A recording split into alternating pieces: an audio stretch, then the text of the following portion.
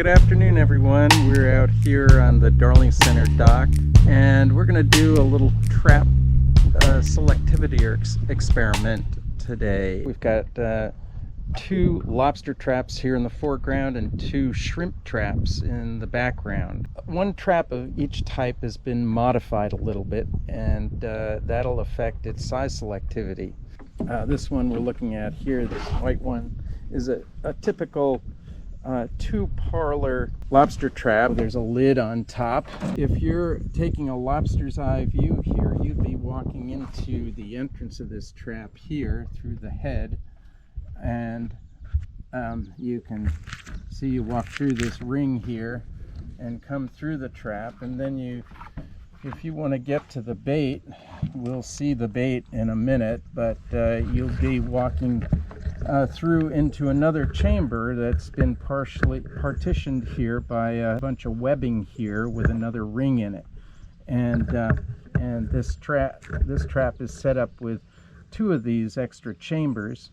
The first chamber we walked into is called the kitchen, because that's where the bait is going to be, and then the other two chambers are called the parlors, sort of the living rooms, and the purpose of them is to keep the lobsters separated from each other, and also to keep them away from the bait once they've been caught, because you want to preserve the catching power of your bait. This trap is equipped with what are called escape vents, and these escape vents here's one with two exits, and here's another with one rectangular exit, and these allow the undersized lobsters to escape so that they can they don't need to be handled by the lobstermen. They're sort of a pain. We have another trap here, another lobster trap, and it's basically the same two-parlor design. The important difference is that we've closed off the escape vents. So our question is, how is that going to affect the size selectivity of the trap? So the other kind of trap we're looking at is a shrimp trap. These are obviously a different design in that they're a finer mesh, wire mesh. They also have a slot entrance at the top, so it's designed for shrimp that climb in over the top of the trap, and then they drop in and can't find their way out. Here's a sort of a shrimp's eye view of this kind of trap. Not much to it inside, no separate parlors and so forth.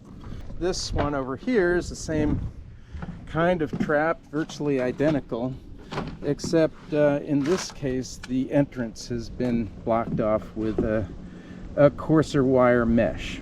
It's going to prevent the larger animals from entering, but just how size selective is this? The kind of bait we're using here is one of lobster's favorite foods, and that is herring. It's been caught here in the Gulf of Maine. It's been salted down in big barrels that you saw in the South Bristol Co-op, and we're going to hang it, the bait bag here, in the lobster trap.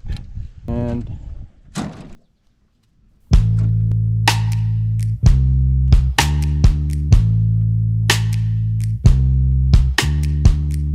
alrighty, we'll see what they catch.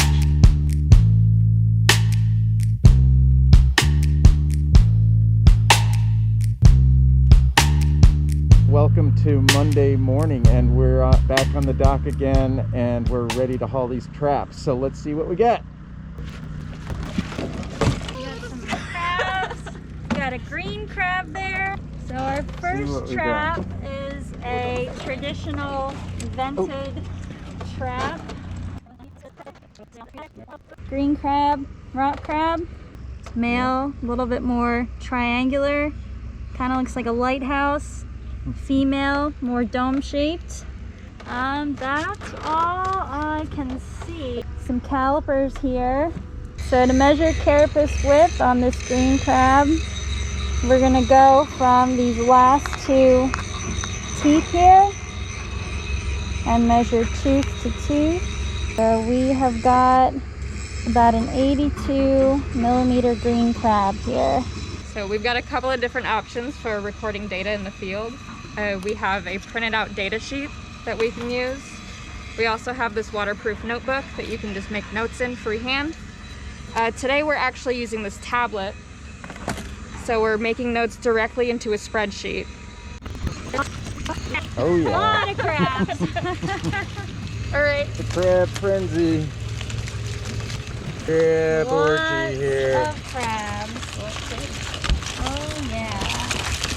Now this is our Oh, and a lobster. So we got a female American lobster here.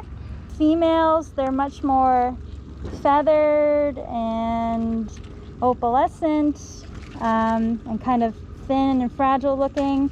So we have a male lobster here. If you look at these top two pleopods, you can see in contrast to the female, they're pretty bony and rigid. To measure lobster, we want to measure from the eye socket on one end and then tighten the calipers around the carapace on the other end so they fit nice and snug there. So this is a sublegal lobster at about 71 millimeters. What do we got here? Many crabs. Many crabs. Alright. So this is the gridded shrimp trap. Very size selective, only lets little guys in. Oh my god, this Let's see what we got.